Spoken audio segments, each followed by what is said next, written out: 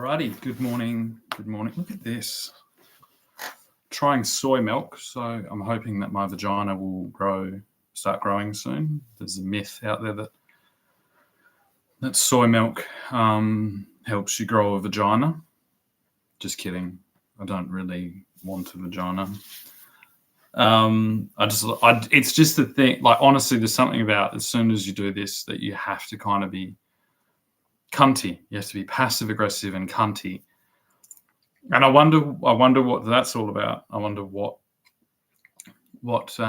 biological men are doing when they dress up as women and be cunty in a passive aggressive way. I don't know. Might be a cry for help. I'd say this is a way better cry for help if it is happening en masse than the American alternative that we've seen. And I'll say for reference, I've had one ADD medication pill this morning, which makes me feel better. But better is complicated because the appropriate way to feel in this moment is concerned and anxious. That's why everyone has anxiety and ADD. It's because we're basically like, the scene in all those the old trope in movies where you're about to go over a waterfall. That's what's happening to us all. And so the normal feeling you would feel is to be anxious and to be looking for an exit, looking for a way to get off the raft. That's ADD. Think about it. ADD, no, I'm not paying attention to the nursery rhyme that I'm being sung on this raft. I can see or sense the impending waterfall. So I'm going to put aside that attention to open up all the possible things that may get me out of this situation. That's what is being diagnosed now as ADD by drug dealers. You know what I mean? Again, it's like, if we just, they're a drug, make them a drug like alcohol and make them available for the shop. Just remove the middleman, because it takes too long to understand the damage that middleman is doing. The middleman is telling you that you have something wrong with you, when in fact, the reality is the only thing wrong with you is that you want that drug and he's got it. Or she's got that drug. I want that drug. She's got that drug. I have to pretend to be sick, ill, to get that drug. That's the same as oh, daddy, I just want a drug. Give me drugs. That's exactly the same. And that's how it started. It's like a symbiotic, you know what I mean? There was people that were squeaky wheels in our society, which is fine, okay? We need squeaky wheels. Not like this type of squeaky wheel. Usually women, very kind of emotional. Well, maybe, you know what I mean? Maybe this squeaky wheel, but I did a lot of work, so that kind of puts me in another category. Women looking for an alternative, women that are very good at getting out of things. And we haven't been allowed to say that because there's been this symbiotic, drug dealer, drug distributor, drug promoter relationship going on. And that is plugged into our government. It makes this recent thing where a coffin cheater was given a contract to build a drag. It's like, who do you want building a burnout strip or a drag strip? It's probably a coffin cheater, because they do burnouts. That's not that much of a leap. They're specialists in burnouts and burnout-related activities, including concrete slabs, right? And it's like, who do you want to distribute drugs? The people on the drugs. Who do you want to promote them? The people on the drugs. But there needed to be a cleaner archetype of drug users so that they could separate themselves from the criminals who they'd declared criminals, who really just people that had beards and tattoos and wanted to do burnouts.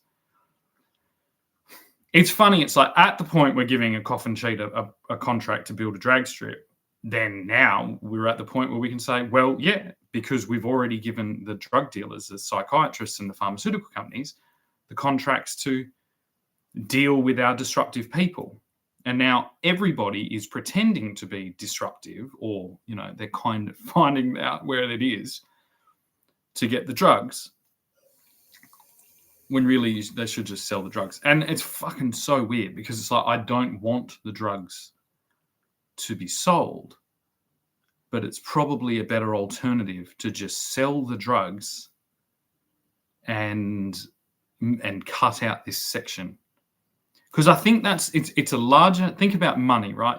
Black market, you've got to deal with the criminal, you've got to deal with having an illegal substance, and it's expensive, right? Three things that hinder you from buying illegal drugs. And it's the same with this, but it's like the damage is long lasting and intergenerational. And this is where I come in. There is no way in hell, right, on a reformative cycle that my paternal family line is on. We've spent a long time escaping the Roman Empire. We've spent a long time escaping, the extreme British empire as well, kind of, although we've helped them, but we've expanded that and attempted a different type of control. There's no way in one generation I'm going to completely be forced by the state to participate in my mother's cultish delusion that she has been extremely remunerated to promote. This is literally where we're at. And this is why I called this archival review. There should be nothing new on the table in our political scene right now. And this is a problem, because new things are novelty and new things get votes. New laws, new all these. There is absolutely nothing new going on. There is only the same old thing reshuffled like a big shell game. That's all that's happening. Everything is exactly the same. It's like we'd say, oh, there's this trans thing. Men are wearing makeup and whatever. It's like, men have always been wearing makeup, and men have always been presenting as females. Some would argue longer than females have. In nature, it is far more common, I'm fairly sure, for the male to be magnificent. So this isn't all that odd. I guess there was a really big novelty spike, which is great for democracy, for political democracy. It's all you want. You want that juicy thing. You want that thing that's going to shift huge portions of population they're going to discuss it. So shifting to a fully female, especially like that's it's the be all and end all. And all our politicians since that moment have really, really, really been just wallowing. And this is why we call them pigs. It's like finding a fucking credit card with millions of dollars on it in your back pocket. You know what I mean? And just using it. You kind of know it's going to catch up to you, but you just keep doing it. That's an addiction. That's what all our politicians are addicted to. The problem is now that we've had a good enough amount of time with this new network and archive, which is what the internet is, on YouTube, Facebook, really all of it, blogs, MySpace, Instagram, Twitter, all the things, right? Every single thing. And all the metadata, which a lot of people don't think of, which is they know when you've looked at something and how long you've looked at it. Okay, they just do. And it's like, if you want to prosecute people for what they're sharing openly, then please understand that you will be subject to the exposure of what you've been doing when you've thought that you're not public facing on the internet. This is inevitable. And there's more of you, and you are doing, the people that are pretending basically that they're not doing anything wrong and doing lots of things wrong, they're doing far worse things. And the evidence is within that metadata. So it's kind of like this. There was a sting here where they gave all the criminals this app that was like a secret, secure app, so you could do crime on it, and it was literally a federal police sting, and it's like, yeah, they're going to do shit like that. Of course they are. But the same thing should apply within our archives.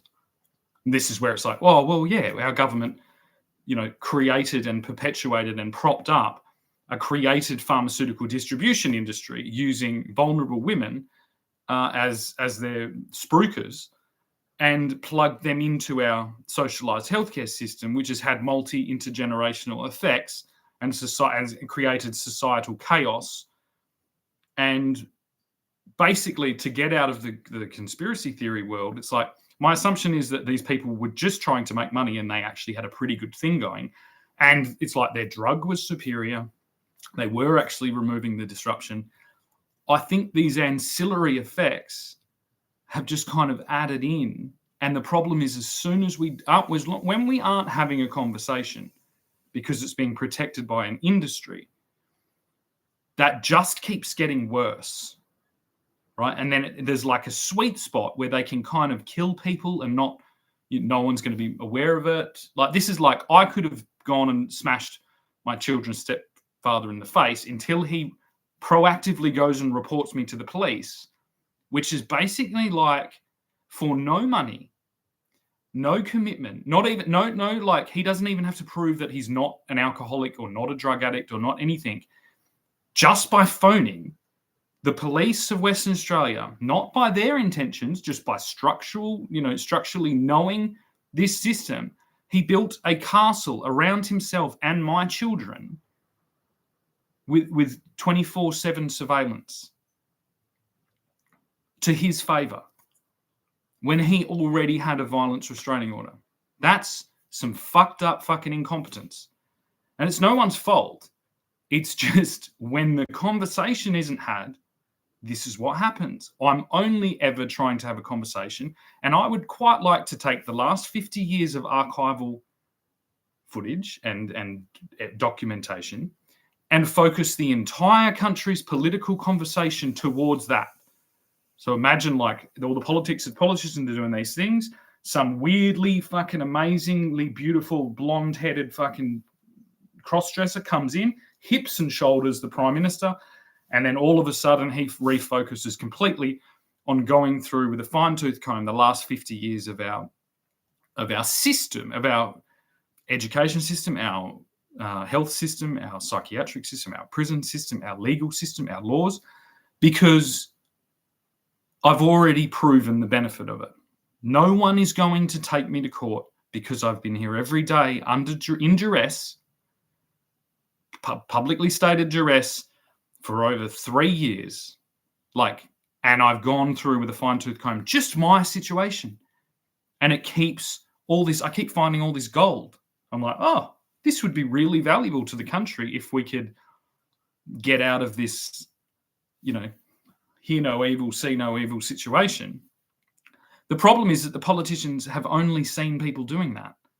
So they have to go and educate themselves to the history of our system, which kind of exposes them to declaring that our system may have been better at some stage. And that's what they've been trying not to do. So they're in the same situation. They're like, oh, we thought we were paddling to our freedom. And really, it turns out we're fucking full steaming ahead off the waterfall, and we're taking the whole country with us. And it's just a weird moment. And it's going to continuously come up, and they can attempt to do a million things, like imprison people for Facebook posts and all this shit. But really, it's like, we need to start having a conversation. This neo-Nazi that was caught here by saying something on Instagram, it's like, why wasn't he interviewed? You've put his face on the thing. I want to hear what he has to say. That's where we live in. He obviously wants people to hear what he has to say. That's why he put it on social media. Why isn't he being interviewed? This isn't platforming him. Right? This is appropriate conversation. I would rather people be saying this stuff out in the open than to be hidden and secretive, because it's the hidden and secretive people that do all the damage. Like this, at every moment, I have in front of me the same decision as every terrorist. I can say stuff here, and I have been extremely concerned, majoritively about the vaccine, and then other things. It's like, the wall I stand behind is that I've been put in this situation, and this wasn't why I came here. It's kind of like I just came to the ice cream factory to get an ice cream. I didn't think I'd be imprisoned and forced to, like, rewire the entire economy and democracy. You've done that to me, and it's provable that you've done it because it's step by step, by taking the easiest route, by coercing people to do this. And this is like, it's weirdly a blessing, I think, because of how powerfully you've coerced the Australian citizens to follow your lead after a pandemic where that could maybe be argued that was like exceptionally vital during that period. But that there's been like an afterglow effect of this, and it's led to this. So we can see it's like weirdly counterintuitively, it's the disruptive people in our society, if they have an appropriate way, an example to non-violently, really just keep pushing their issue, then we will progress. But this stalemate, where you're just constantly ignoring it, and there's, that's giving me a strange amount of power that I shouldn't have. I shouldn't have the power to be able to negotiate like this with my own country, my country of birth and my state of birth, with international, figures, in order to kind of plot myself in a trajectory. The country should be having the conversation. I've been telling you what I have witnessed with anti-Semitism, and I've myself declared that I didn't even really know what a Jewish person was until I was 28. So there we go. There's a conversation starter. Hey, when did you find out what a Jew was?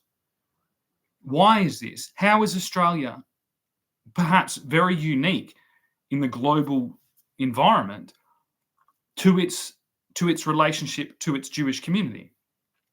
Because during the World War II, when this stuff really got, like, anti-Semitism is very old, but World War II it's like it's the Super Bowl of anti-Semitism. So it's everybody's reference, and it set the scene for this conversation or this environment that we have now. Australia was very, very different in 1933. There wasn't television, you know what I mean? The people would get informed via cinema. That has to be understood, especially by our youngest, potential voters that are coming up, that are, in their early 20s or perhaps just turning 18.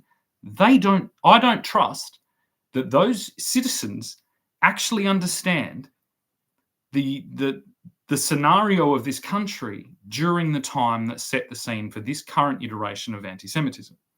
That's really important.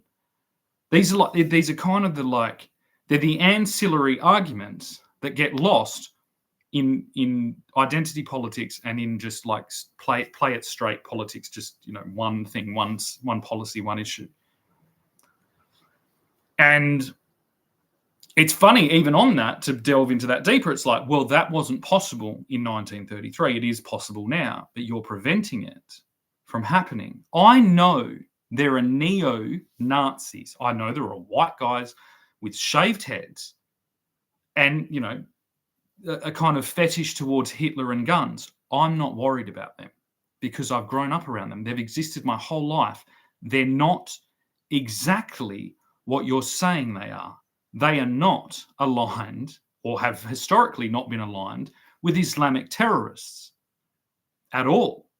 The only thing you're doing by doing this, by arresting and public, and it's like, what, there wasn't anyone else? I myself was making, pretty radical statements on the same day, and I haven't had anyone arrest me in a while.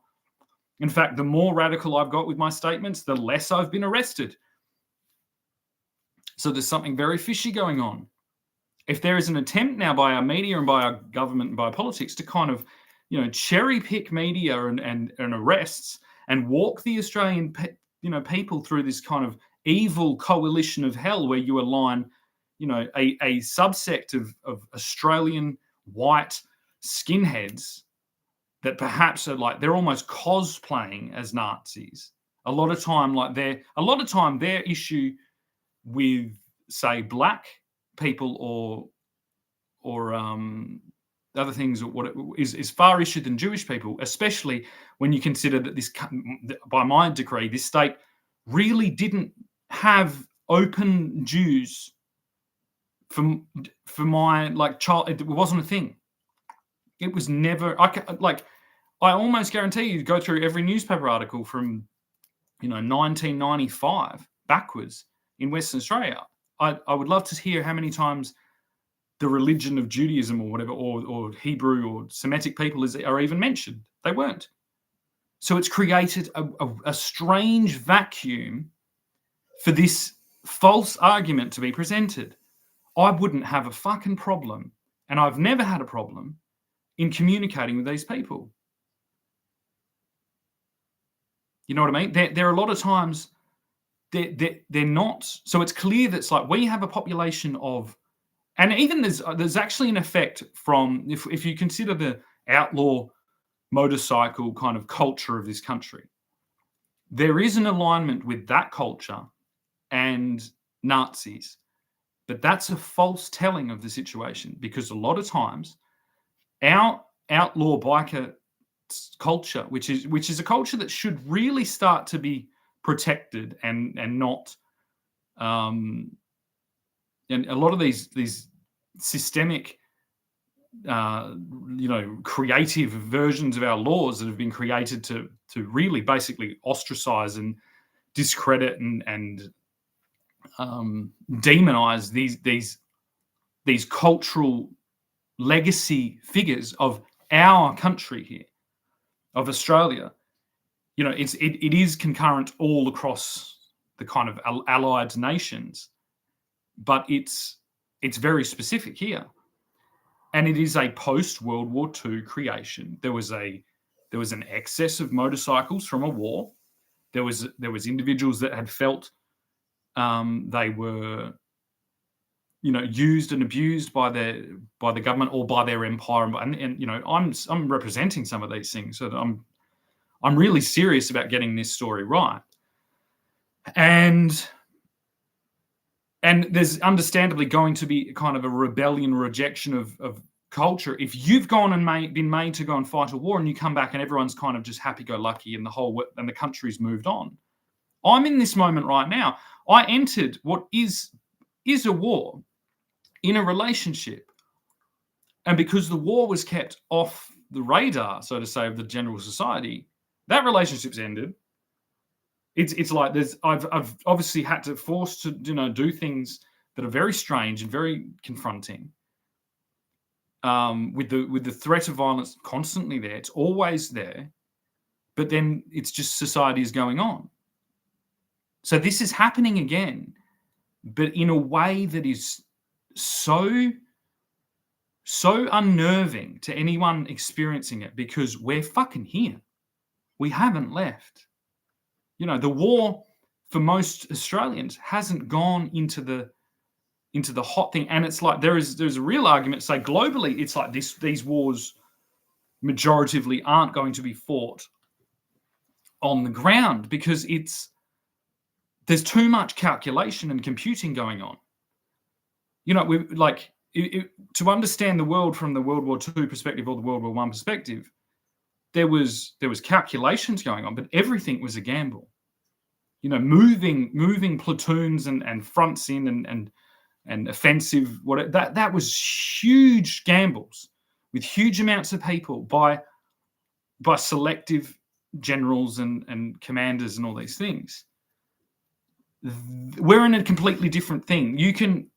We've had 80 years of statistical analysis just within our financial system, and our financial system is playing a huge role in really focusing energy and attention and liquidity to certain regions to move this whole thing around. But it's still a war. It's still like it's when we see a movie of World War II, we see Saving Private Ryan when they raid the beach and they're jumping out of the thing and they're getting shot at, right? That's 0.1% of the time that was war. The 99%, and a lot of times the harmful thing that happened to people was the 99%. It's sitting there waiting. It's sitting there perpetually waiting because, and the longer that goes on, and I actually think this is kind of what's happening with my body. I've been activated into warfare biologically. It has nothing to do with my country declaring war. It has to do with my protection of my children. I already had an impaired body, but my mind was, capable of jumping into this new arena and sorting it out. But I didn't neglect my body, especially in the early, stages of this. But there are large things going wrong with my body, and I constantly feel impaired physically towards that. So that has pushed me to adapt and to be an asset mentally or intellectually to my country or to my family or to my people. But that runs out of steam. It's like it's not sustainable to be at the rev limiter of that nonstop, especially when you look around and your society isn't even addressing the fact that it's at war. It's not even aware that it's at war. The war is somewhere else. The war is in Australia. And to watch our politicians kind of attempt to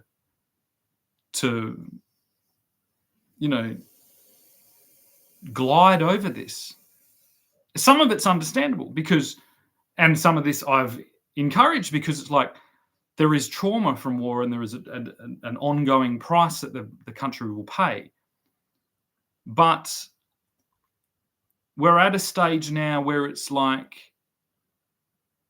really all there is left to do with all this computing power, because we're so effective on our calculations and our projections towards frontline negotiations, albeit except for a couple of the 2 or 3 hot zones that we're involved in. The rest of the negotiations are really now falling down to these incredibly complex calculations. So the excess manpower and resources of the country should now be going into an appropriate retelling and a deep investigation of, say, the last 60, 70 years of this country's interactions on the global thing and its kind of its systems and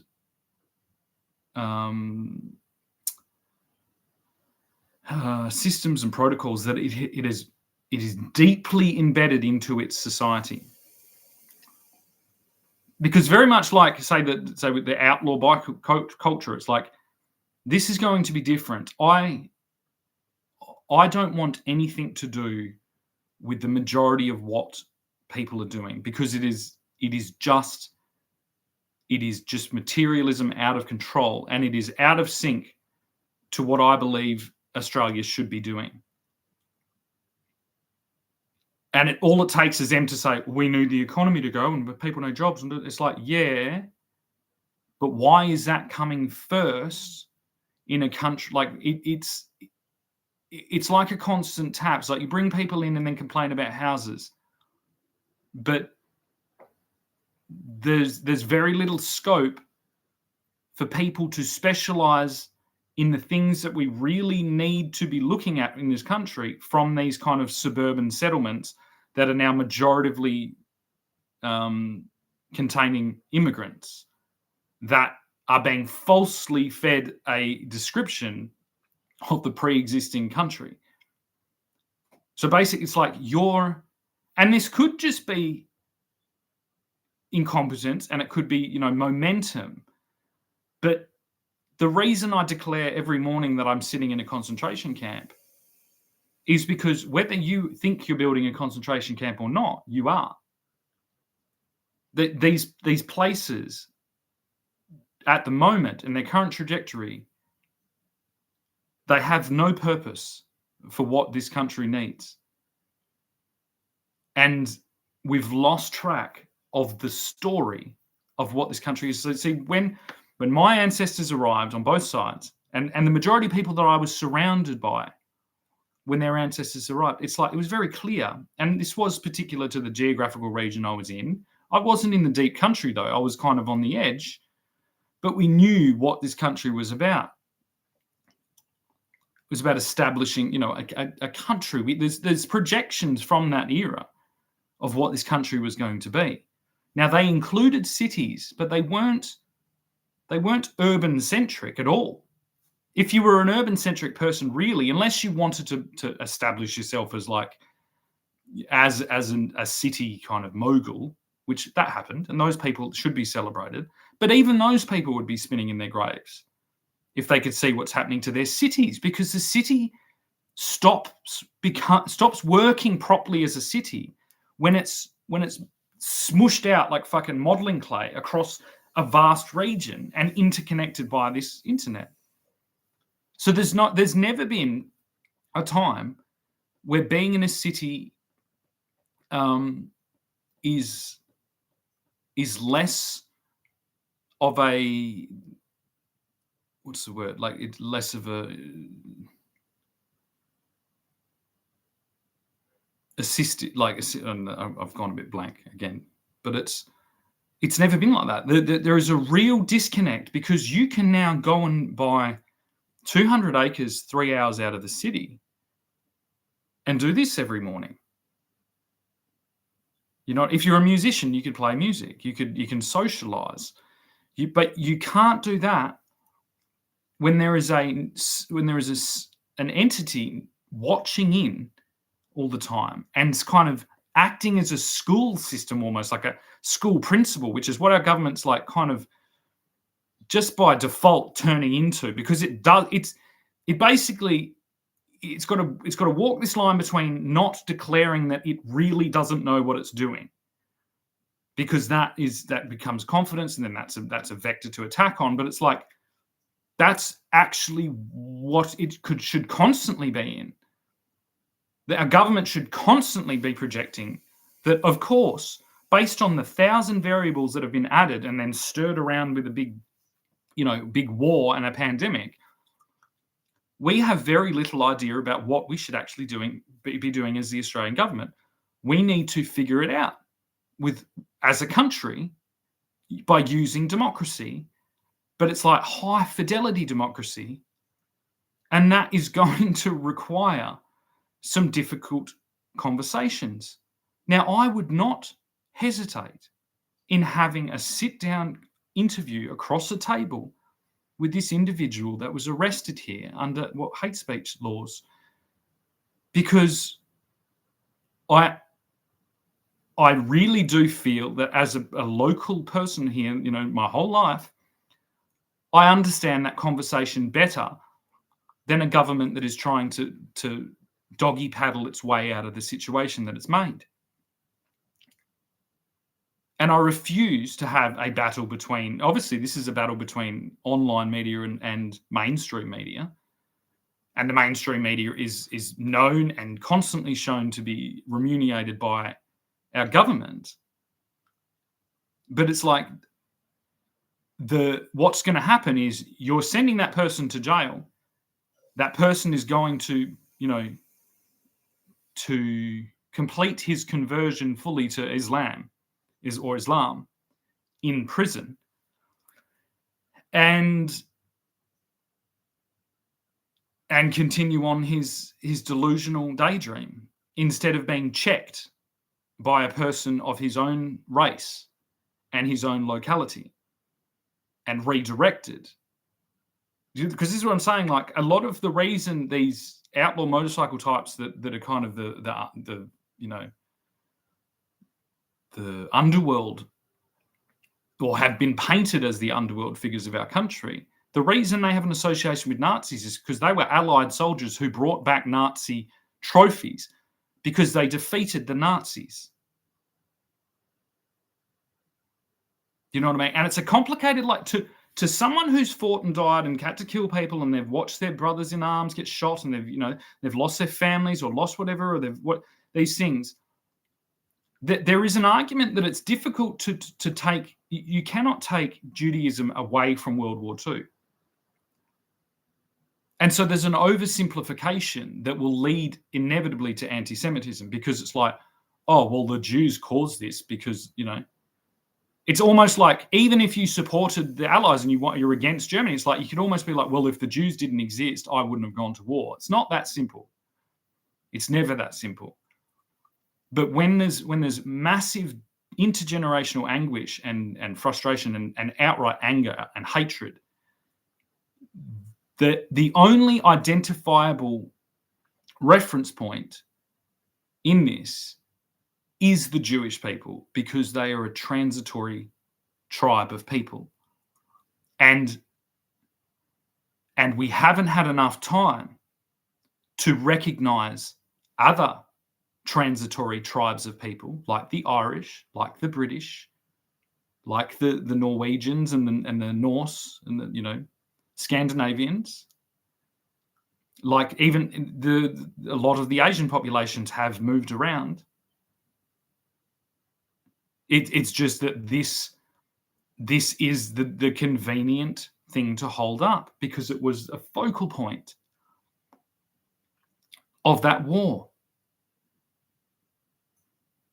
And there is countless situations of this, of people, extremely neo-Nazi skinhead people, celebrating swastikas, march, doing that thing, because there is a mythology of a Nazi Germany that didn't attack the Jews. But that's all it's a mythology. You know what I mean? And there's tons of people have argued that they would, if they hadn't have been so concerned with the Jews, that they might have won. And then the real telling is, like, this is like to open the complete door. It's like, why did they go after the Jews? Because the Jews were administrating a lot of financial integrated security and conversation held in financial transaction. And the Nazis were basically on tick. They were using their credit card. So they got themselves into a situation where, because they'd started breaking rules, and this is what our government has already done. Our government it's used ostracism, it's used censorship, it's used othering, it's used dehumanization, it's used, it's used external conflicts and projected them inward. It's used disruptive tactics and all that, and elevation of and selectively cherry picking all these things. There's no doubt that it's using its credit card. And so we're in the same situation again, where it's like there is a higher distribution of Jewish people in the administration of finance. This doesn't mean that they have the money. And the funniest thing is, like, who has the money? You all do. And because you will not take responsibility for your money, you put it in institutions like superannuation, which our government has, and a Labor government instituted this superannuation. And this superannuation has financed these wars, these pseudo, psychological wars and chemical wars and biological wars in the form of virus and things onto our people using your money. And then you do the same thing. It's like you don't want to take responsibility, so you stereotype the Jewish people as financial whatever wizards, slushing around to control and enslave you. When in reality, it's like if every neo-Nazi in Australia right now withdrew their money from their superannuation account, which is financing Jews in New York and Jews in London, and put it into a piece of property, a freehold property, and started planting trees and living like Australians do, or like Australians have tried to, then we'd be in a different situation. So but you've bought guns from companies that own, but Jewish companies own those guns. It's like this, it's the constant problem with credit and debt. And to hyper stereotype again, it's like, if there is no solution financially, which means materially or commercially or capitalistically, to hit back at the community, even if you're the largest fucking neo-Nazi that there is, or the largest fucking Muslim terrorist that there is, it's like they own that game. So as long as you're playing that game, you're going to lose. And these are the conversations that just, like, people won't have, because they're just being allowed to continue down these things. And this isn't supposed to be. I sound now like I'm fucking elevating to a fucking neo-Nazi level, but I'm not. It's my Jewish mind or my Jewish financial acuity that I'm trying to contribute to the Australian people, but on a long-term framework and from a ground, on the land based perception, which is that's again just a stereotype of Jews that they don't want to work. I do want to work. I want to work. I want everyone to be able to work on their own thing that builds this country and buffers the entire population of the country, because millions of people self-directed and self-driven and self-defensive of their own asset is far more stable than everything being projected to Wall Street or to London.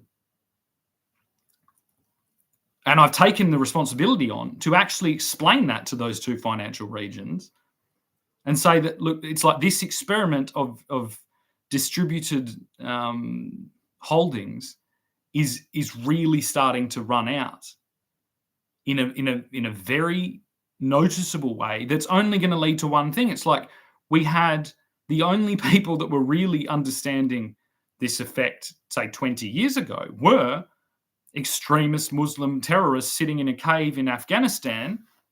You know what I mean? It's not a surprise why they chose to attack the World Trade Center. The real problem for a lot of people is if this isn't appropriately deconstructed, in conversationally, which is all that the stock market is. It's just it's a financial conversation. It's a very high fidelity conversation. The minute we learn to utilize these tools and these networks and these broadcasting systems and these kind of because there can be kind of micro elections, which again, that's all that the stock market is. It's a democracy of capital. But the problem is that slow moving capital, like freehold land, is just bundled up, and very large decisions are made with huge swaths of land in the same room that micro, computerized, algorithmically AI-driven, micro super fast trades are taking place. And it's creating this kind of backdraft so that the large assets are being, because they're not making money like this, they're not turning over money, and everyone is straying away from doing that because they're drawn into the lights of the casino or the lights of Wall Street or the pornography of the internet, or all these things. This backdraft is creating a mass delusion or a mass deception of our entire country that we're not wealthy and that we're not sitting here and defending something that is incredibly rare, has exponential potential, and has a real chance to expose high value assets even within this system. It's is as soon as people have incentive to remove and to start migrating away from the digital and the financial assets that our government has encouraged them to participate in, and in a lot of cases mandated them to participate in. There is so many similarities between, in Australia, superannuation established by Paul Keating's Labor Party, I'm pretty sure, and the vaccine mandates. It's the same thing. It's exactly the same thing. And you can, in 2 minutes, you can knock on one door and speak to somebody representing, a mutual fund superannuation account of Australian, say, police officers or something like that. And then you can walk down and speak to the person from the World Health Organization that's distributing vaccine. This is happening in the same place. And the only thing they're concerned with is numbers. They're not concerned that you live on 200 acres and you only see 4 people a year. And you're reforesting, a huge thing with a diverse amount of whatever that has a 40-year yield in diverse timber furniture, because that's too old now. But that's inevitably going to run out of steam. So all the major speculators, the real people that should have been leading this, have retired out, exhausted, because their curve of adaptation curve has been like this. They've had to like, and these people would have been masters in this moment. And some of them, like, this is where it's like these people are probably sitting in retirement villages. They've probably made billions of dollars in their lives and they're unable to use it. They've got a mind full of absolute gold, and it's being squashed by 20-year-olds taking their tits out on fucking OnlyFans right now. But that's going to run out of steam. And this is the thing, it's like there is incentives to get, this is like, think about milk and bread at a supermarket. Milk and bread's there to get people in, and then basically all the other stuff's there to make money. Now that's an oversimplification, but it's not really that much of an oversimplification of how a supermarket works. Porn and sexual, whatever, and also this voyeuristic dopamine kick that people get by viewing other people and then kind of judging themselves. Because basically the whole trick is like, if you don't participate, anybody who does has a higher likelihood of kind of embarrassing themselves in your sphere of your kind of environment. So you get a dopamine kick whenever you feel superior to someone, but that's an addiction. So you're actually watching, and I knew this. I literally engineered this in to non-violently combat people that were being very, very violent and basically, attempting murder onto me in a very sophisticated, very evil kind of way, including people in my government. So I understood this voyeuristic thing because, I don't know, I looked and I've researched it. And because it's an addiction and it's not real and it's actually a delusion, it's going to run out of steam. But this is everything. And people are on the internet, which is where this economy, this kind of floating economy is, because of these things, because they're 1 degree of separation away from it. So that whole thing is just running like this. And in the foreground, it's like, if you understand that we have more resources and more efficiency and more automation, all these things that will, see, they're not going to be mass adopted by our governments and things. These are going to be consumer-based revolutions. And then if you understand that this whole kind of visual, audio-visual, television screen projection, metaverse reality has just been like a perceptual bubble. It's just been it's been a trend, but it's a macro trend that will correct. And it will correct back to our historic stability, which is people planning long-term estates if they can get to it. And this is going to stratify. And Australia is the best placed thing on earth. We have a abundance of non-held, so this is open to the market land that is being miscalculated towards its values and things like that, that can be established into like wonderful estates, which that stimulates our domestic economy. Into the long term with tons of supply chains and things like that for diverse agricultural products and services and manufacturing globally, because we can then set the scene, but we need to perfect the art of value adding our real estate, of our property, of our land base. So it's like the minute you go 3 hours from Perth and you can create a sustainable fucking, oasis community of, 100-acre estates that's self-contained, it's like that is worth billions of dollars.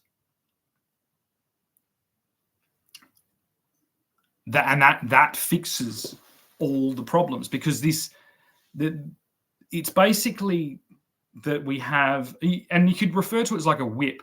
The way that the world has been for the last 150 years has been managed is by a whip, right? But it's not an extreme whip. It's a whip on the subconscious, and it's been very effective. And the problem with the internet is it got too effective, so it exposed the whip. You know what I mean? Because the whip was only working because it was sitting in this subconscious sections. But it's like, that's what's happening. This is going to get less effective. It's like, why is a country this large, a continent this large and unique, why is it trying to micromanage its anti-Semitic stance? When clearly that is impossible, because that is the microcosm of Palestine and Israel. You can't do it. The more you focus in on that argument, the worse it gets. The entire world has been focusing on that one little patch of land and hyper-focusing that argument constantly on there and funding it and betting on it and doing all these types of things. And it has only gotten worse. And it has inevitably led to genocide because it should have been distributed. So you can't run a country as large as Australia. Like, it's like, hey, if there's some really, really rampant anti-Semites in Australia, why don't we just delegate a section of Australia, which is where the anti-Semites live? And this is really what we need to start doing. It's like,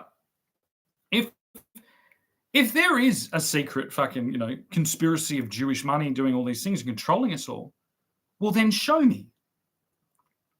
You know what I mean? And this is where it's like, you can't shut these people down. They're allowed to have guns. They're allowed to fucking wave flags. They're allowed to fucking talk about this shit on the internet.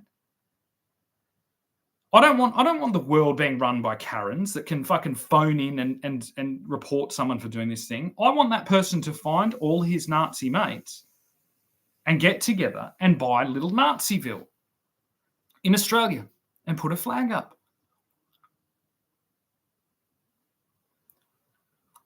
Like an experiment. It's like, if that works, well, that tells us. If it doesn't work, that tells us something else. This homogenous solution, and this is like, I think, the largest delusion of humanity that we continuously keep going into. It's like, there is no solution for everyone. There isn't. The larger we get, which includes our recent flirtation with globalism, the worse this gets.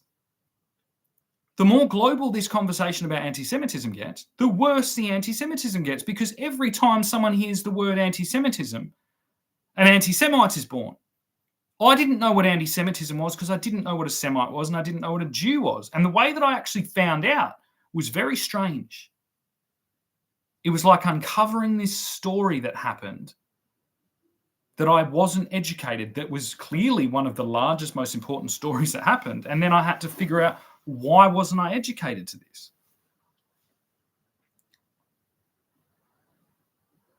And this is what's happening again. It's like, you've put this person in prison. Understand me, like, if he's got whatever, he's just he sounds like and looks like a very kind of high functioning, gamer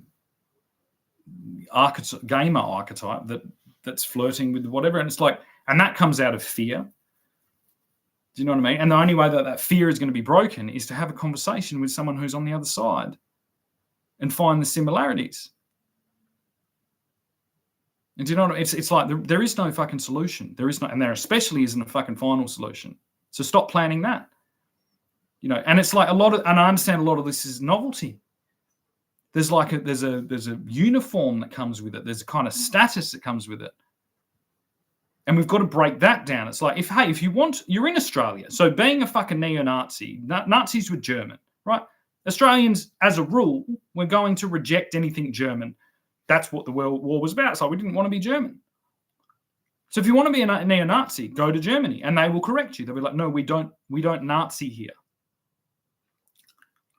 So the solution isn't come to Australia and Nazi. The solution is come to Australia and identify specifically what it is really.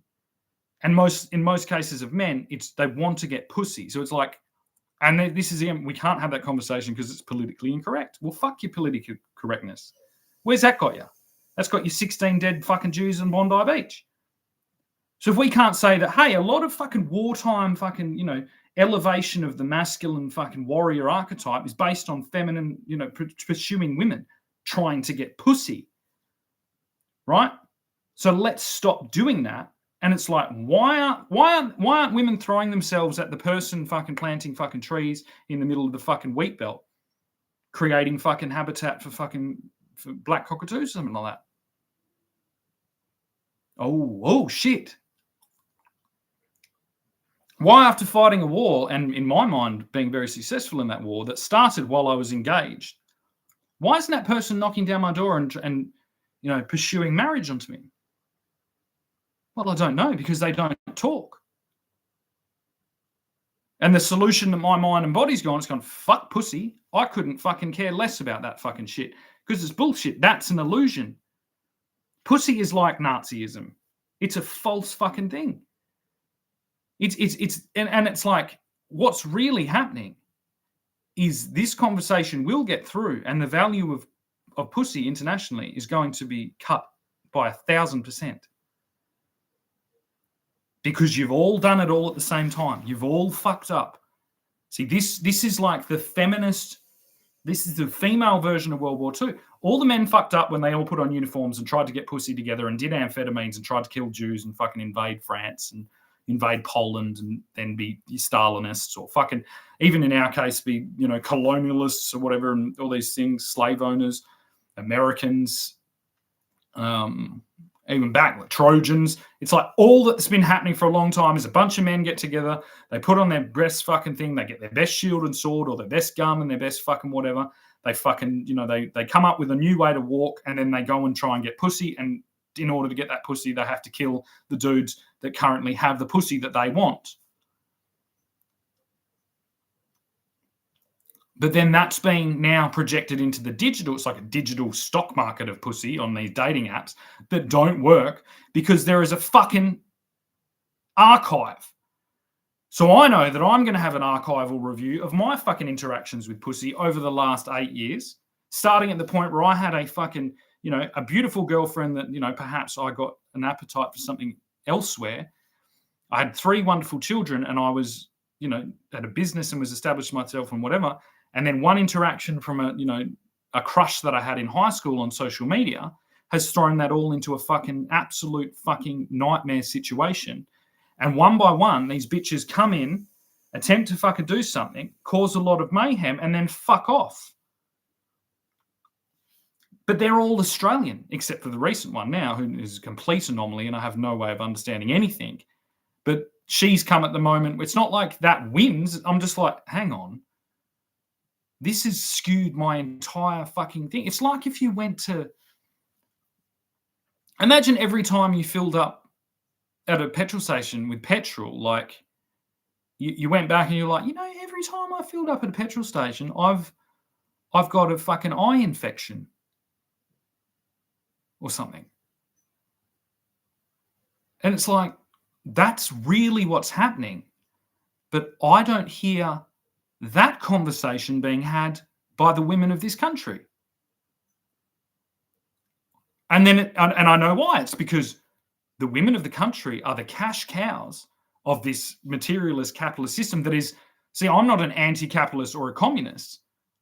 I'm a dedicated fucking investigator of our true whatever. I understand that this pandering or this commercialization of women's interests is very recent,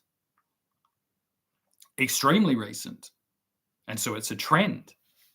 And so any trend will have, unintended consequences. And these are what I'm describing. And so this trend with women, it's like you need to all get together and go, hey, we've been sold a lie in multiple dimensions, and we've actually caused trouble in this to people that aren't just fucking shit men or whatever. It's like their fathers. They're defending our country. They're defending against this intrusion into all of our lives, because the over materialization or the over promotion towards women's lowest kind of stimulus, and then commercializing that and industrializing that and, extracting from that. That's no different to an invading tribe coming in. But it's like, all men in all regions are cottoning onto this at the same time. So this is really quickly and constantly being exposed as not an international war, not World War III, but kind of the largest ever masculine powwow in which we all sit down and go, these bitches are all fucking crazy. And inevitably, when you do that, you know what I mean? You're like, these bitches are all crazy, and I look better fucking in her heels than I do. And that guy over there is way more attractive than he was 2 years ago.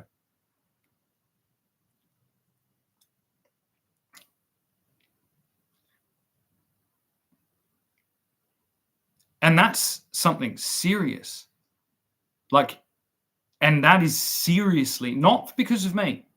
I love women. I support women. I've got a daughter. You know, I'm still have very high concerns and interest for the well-being of all my ex-partners and things like that. But all men aren't like me. You know what I mean? So an elevation in this type of homosexual or whatever, you know, a revolution of the masculine is like, that's going to end badly for women. Maybe not here, but in other regions in the world. And it already has been ending badly for other women. And that's a direct result of this region's hyper concern with women's, you know, frivolous and constantly changing interests. This is a really good trope for women. It's like the one that's constantly doing different courses or starting a new hobby or something. And I'm a bit like that. But my things, I try to be efficient.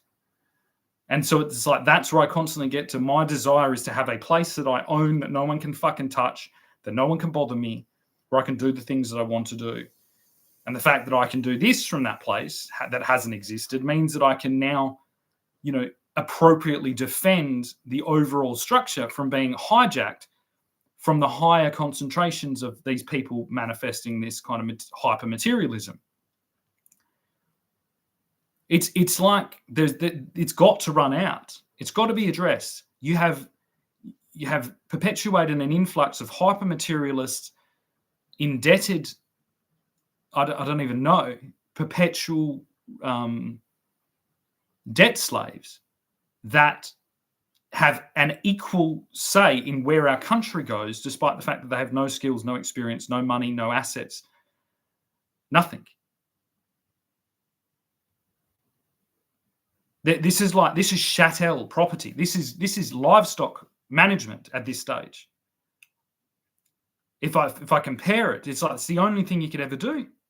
Compare it to, because at every point, our government should be able to stand toe to toe with a primary producer, with a landholder, whatever that has livestock and these things, and argue the intricacies between their system for the overall government and say a livestock system for whatever. The problem is like they've got too many things in common now in the places where they shouldn't have them in common, and not enough things in common in the places where they should. Which means it's like our government is literally treating you like livestock and treating the immigrants as livestock for no clear reason except to cultivate its own constituency, which is a fucking nightmare. I don't think it's like we go back to Plato and Aristotle's like projections of democracy and all these things. I don't actually think that they could have projected this, because this wouldn't have been possible without this system, this outsourced social media system, which at the moment now, and I'll still say it's like Zuck and Google and all of you, you're seen to be negotiating with the fucking war criminals right now. That will not go unnoticed and unchecked if we have to fucking really rebel against all this. Why are you doing that? Your customer base or the main population is the people that you should be supporting. You've got to get better at doing that. You've got to get better at signaling to the masses population of the world that you're on our side and not on the people in charge's side. And that's got to start happening a lot more regularly. It's like this person didn't go on Instagram to end up in jail. He thought he was in a safe, secure place. He thought he was in an environment with friends where he could discuss his anti-Semitism. I don't want to stop that. If you can't discuss anti-Semitism, I'm going to have to stand up because I've got a fucking thing. If you can't discuss it openly, you're going to plot And that's just not on.